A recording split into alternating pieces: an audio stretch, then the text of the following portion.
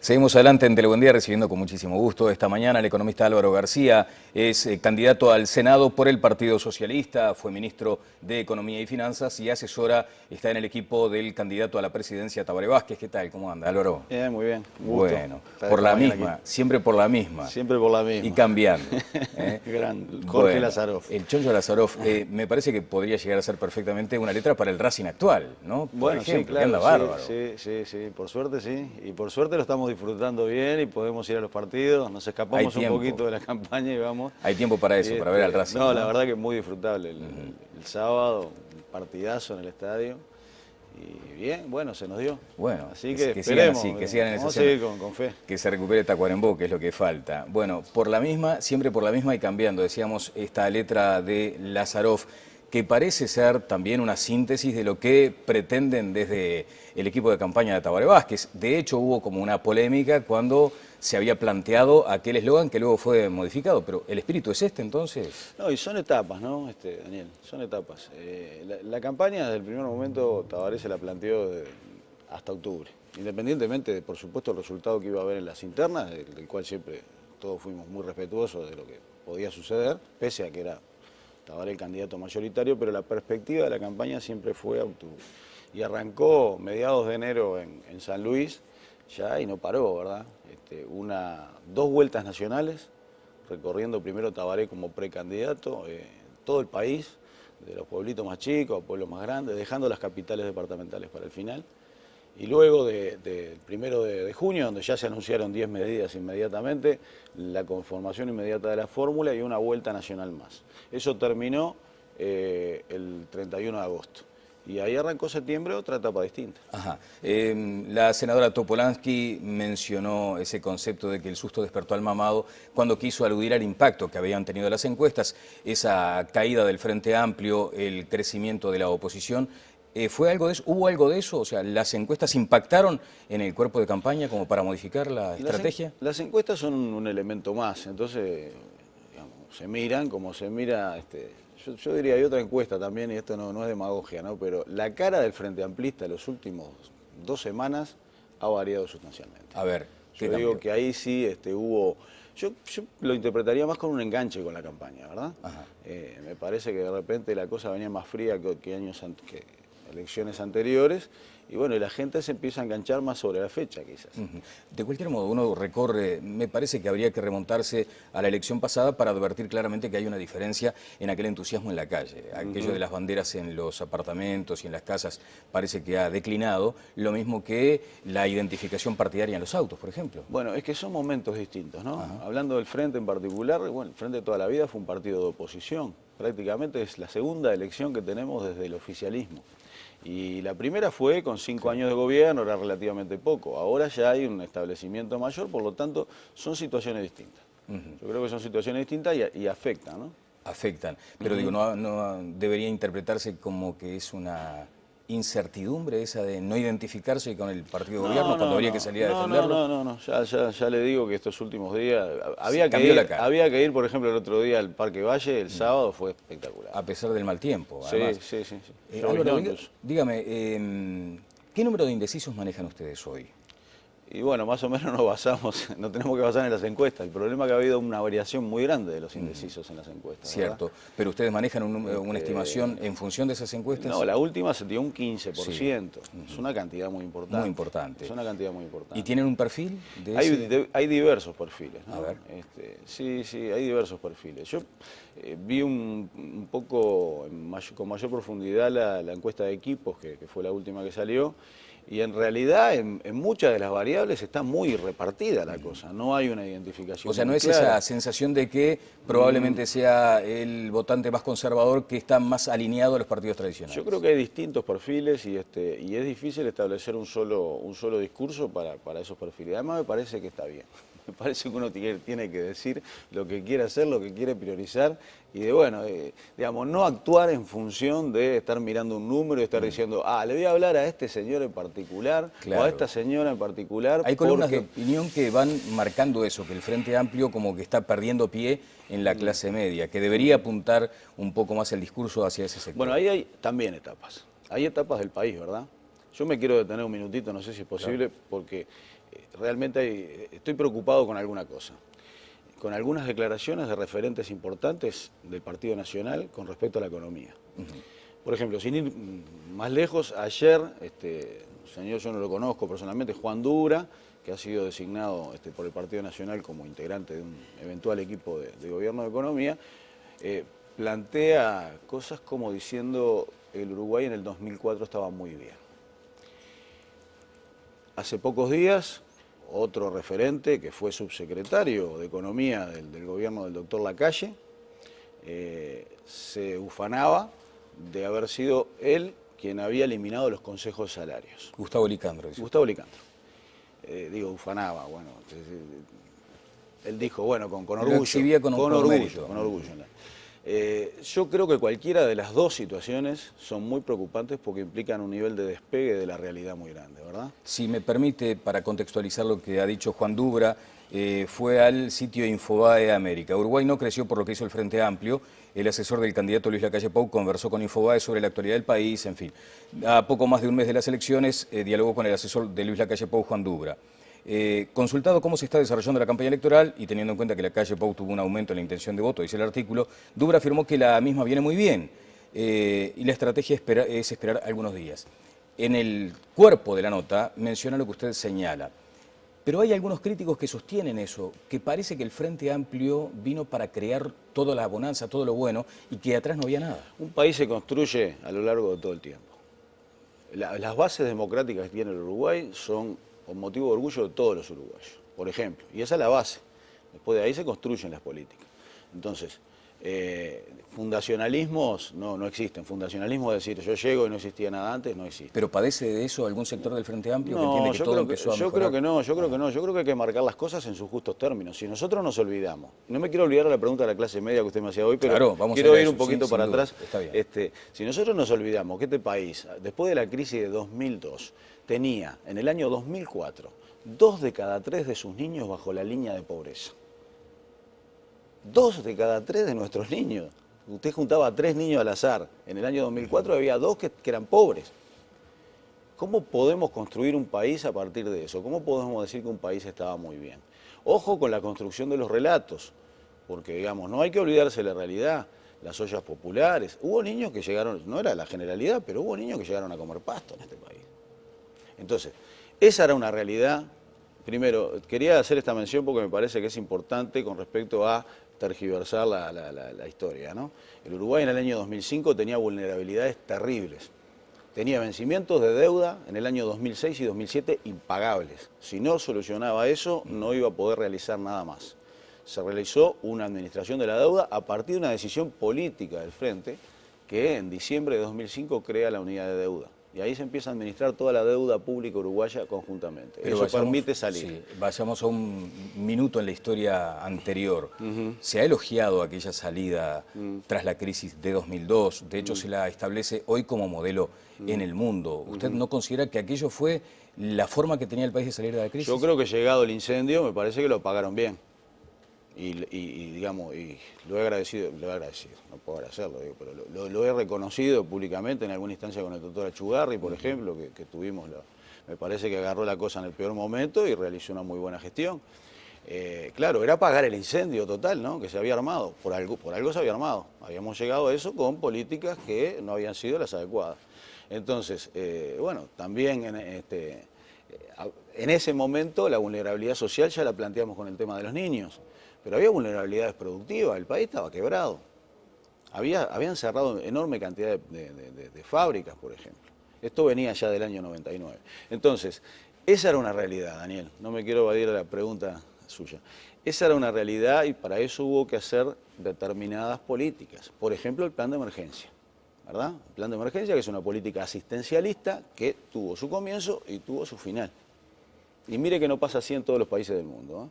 Eso nos permitió que hoy tenemos 1 de cada 10 uruguayos, un poquito más, bajo la línea de pobreza. Es pobreza estructural de varias generaciones. ¿Ah? El núcleo duro que se les... Claro, el plan de emergencia nos permitió rescatar un montón de gente que todavía tenía hábitos de trabajo, que había perdido su trabajo hace poco, que se había visto afectada por la crisis, que había caído en la mala pero que se pudo echar un cable y rescatar. Y eso es muy importante. Hoy la situación es completamente distinta. Uruguay creció 10% su clase media, de hecho es el país con mayor clase media de América Latina. Entonces, habiendo hecho una reforma tributaria, habiendo hecho una reforma de la salud, ¿verdad?, habiendo llevado adelante importantes avances en educación, como por ejemplo el Plan Ceibal, que es un ejemplo a nivel mundial, las tareas ahora son otras. Son otras y afectan fuertemente también a la clase media. Entonces vamos al origen de la pregunta que tiene que ver con eso precisamente. Si hay que apuntar el discurso o directamente hay que comprometerse con el programa a atender a esa clase media. Y allí vamos lentamente acercándonos a lo tributario. Mire, la fuerza política que represento, el Frente Amplio, considera que todos los ciudadanos de un país tienen que estar arriba del barco del desarrollo. Entonces, en determinado momento, las situaciones son de emergencia para las clases más vulnerables. Se atendió primero a aquella clase vulnerable. Claro, digamos, lo que requiere el desarrollo del país ahora es otras tareas. En términos de desarrollo productivo, por ejemplo, eso es lo que está en la punta del desarrollo, ¿verdad? En algún momento participé con el contador Iglesias en algún seminario sobre innovación y se me ocurrió plantear la imagen de un tren, ¿verdad? Nosotros dijimos, justo en aquel momento habíamos sacado 400.000 personas de la pobreza. Dijimos, bueno, se subieron al tren de desarrollo. Ahora, estos son los vagones que están por el medio y por atrás. ¿Qué tracciona esto? Que hay que seguir alimentando para que el país siga adelante, para que siga generando riqueza y para que podamos todos los uruguayos vivir cada vez mejor. Entonces, bueno, en la punta de la madeja ya está la productividad de un país y en la punta está la innovación, está lo que un país vaya haciendo de nuevo, generando de nuevo hacia adelante para ir desarrollando cada vez más su economía y no quedarnos en lo de siempre. Está bien, en materia de innovación hay un sector que es el agrícola, ganadero, que ha demostrado compromiso con estar permanentemente a la vanguardia. Ayer el otro día, el sábado, en el cierre de la rural, se advertía desde la ARU que ha sido un país que ha perdido competitividad y sobre todo que está caro. Pero no tiene que decirlo el presidente de la ARU. Todos percibimos que el país está caro. ¿Usted comparte también eso que impacta fuertemente en la clase media también? Sí, el Uruguay tiene un dilema histórico que tiene que ver con la relación, el tipo de cambio del dólar y la inflación. Eso llevó a que durante muchísimos años, décadas, se utilizara el tipo de cambio como un ancla para la inflación, ¿verdad? Para tratar de que la inflación no subiera. A partir después de la crisis de 2002, y acá hay un ejemplo de política que se inició antes, el cambio de criterio a tipo de cambio flexible se inició en el 2003, ¿verdad? Y se mantuvo. Y es importante. Allí hay un mérito, digamos.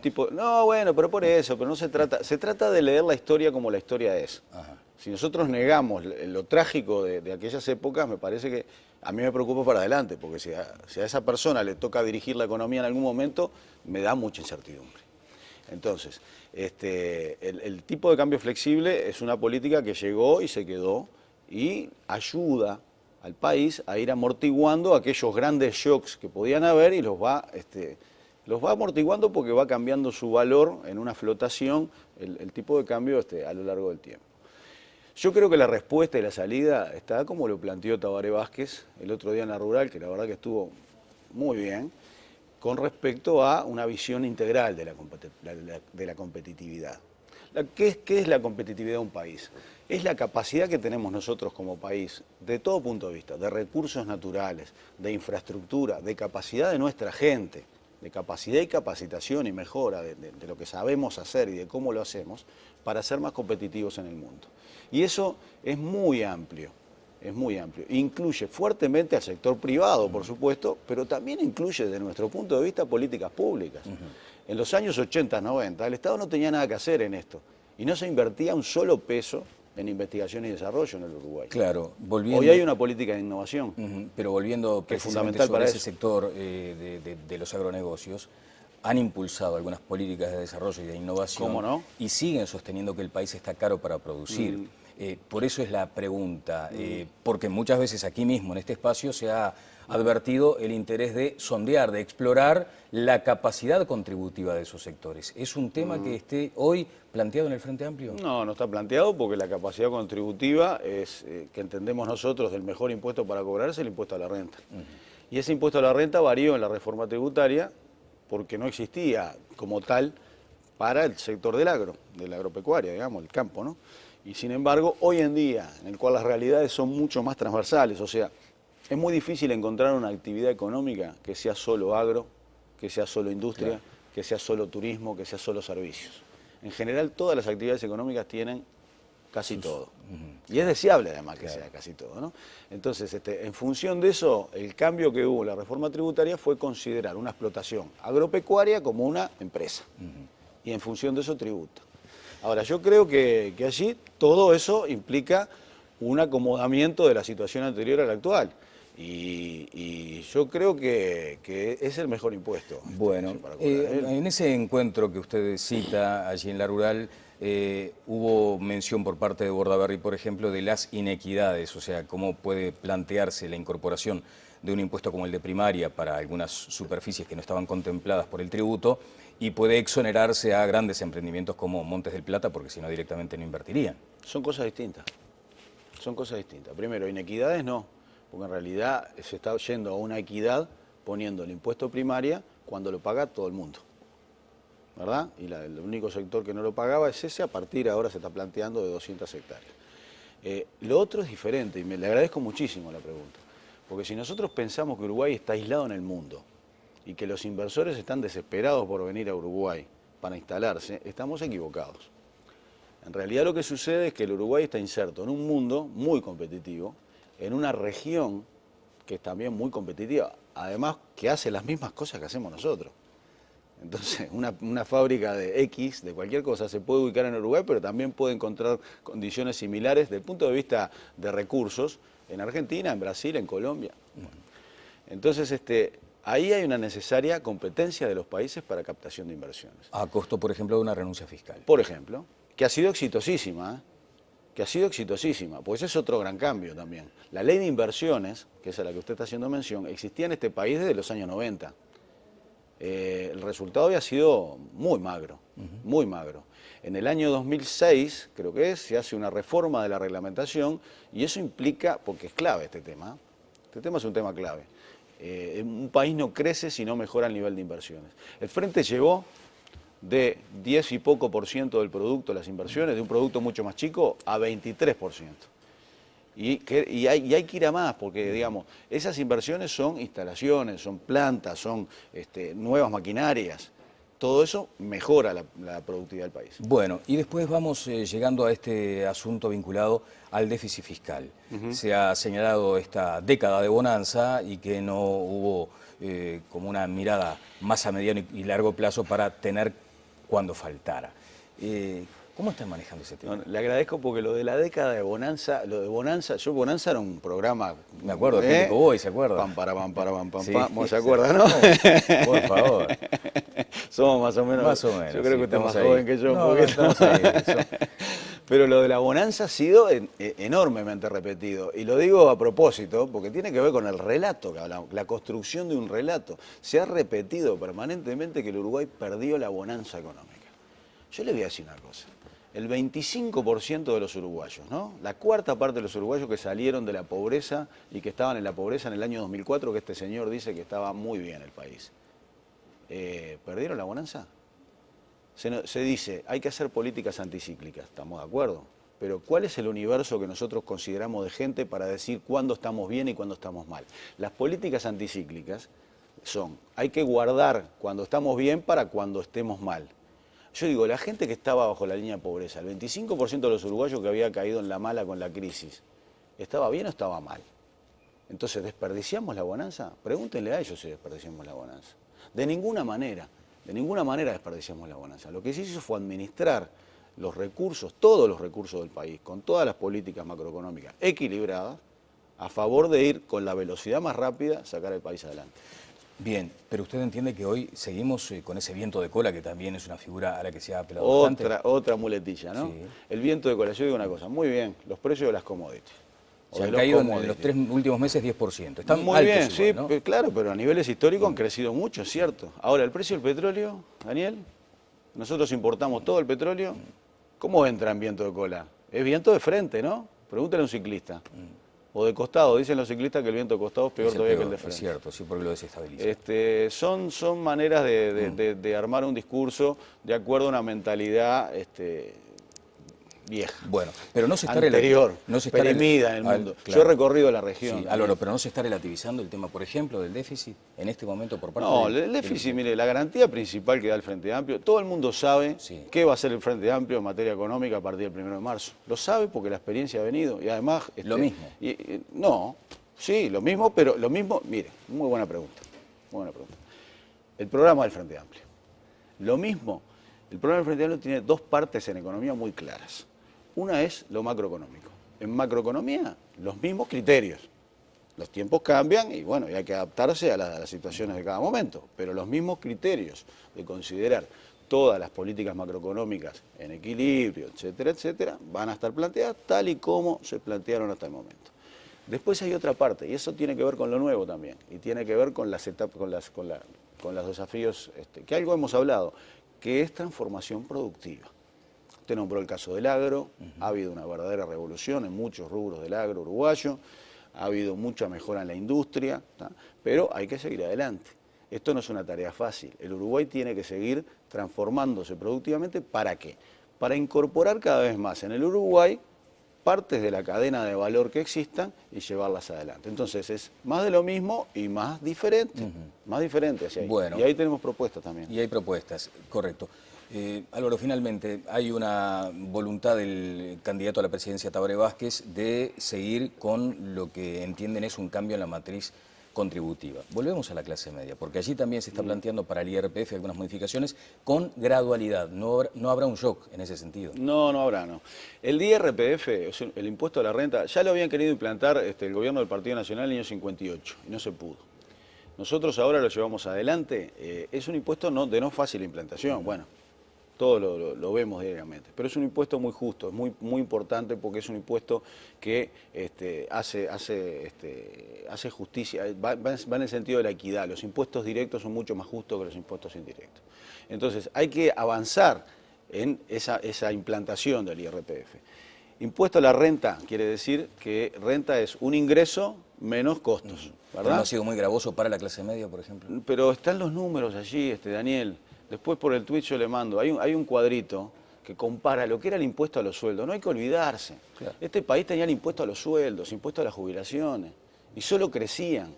Hay un comparativo entre el gobierno de Lacalle, de Sanguinetti, de Valle, y lo que se paga hoy con el IRPF. Las tres primeras franjas dejaron de pagar. Entonces, para mejorarlo el impuesto, para mejorarlo hay que ir, de mi punto de vista, a llevar más deducciones. Algunas ya se anunciaron, permitir más deducciones, por ejemplo, y que ayuden a la recaudación tributaria. En el IRPF, antes con el impuesto a los sueldos, pagaban solo los que trabajaban. Claro. Hoy en día se paga la renta de capital también. Desde ya, ahora plantear más deducciones implica, o creo que lleva implícita la consideración de que sí, que de pronto la carga fue demasiada. Y que no porque tienen otros fines las deducciones. Ajá. Por ejemplo, enganchar la deducción del pago de un alquiler, que permite saber quién es que alquila y saber si ese que alquila paga. Porque ahí hay injusticia también. Cruce de información, digamos. Exactamente. Bueno, Álvaro, hay varios temas para tratar, pero nos queda poco tiempo, lo esperamos prontito por acá. Por ejemplo, ¿se apuró el gobierno en cerrar Pluna?